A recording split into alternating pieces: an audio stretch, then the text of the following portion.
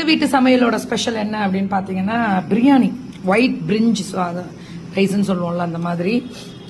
எங்களுக்கு வந்து பிரியாணி அப்படின்னாலே அந்த பிரெட் இருக்கணும், வெஜிடபிள் பிரியாணி. இன்னைக்கு சனிக்கிழமைனால இது அம்மா ஸ்பெஷல்.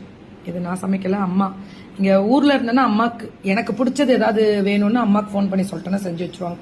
இது என்னன்னா கத்திரிக்காய் தால்ச்சா வரும்ல அந்த வெரைட்டி. இதுக்கு வந்து தயிர் பச்சடி. ஸோ ரொம்ப எம்மி டேஸ்டி. மத்தியானம் கொஞ்சம் லேட் ஆயிடுச்சு, இன்னைக்கு ஃபுல் ஷூட்டு. அதனால தான் மார்னிங் நான் இன்னைக்கு என்னோட ஃபுட்டு போட்டிருப்பேன்னு நினைக்கிறேன், பார்த்துருப்பீங்க.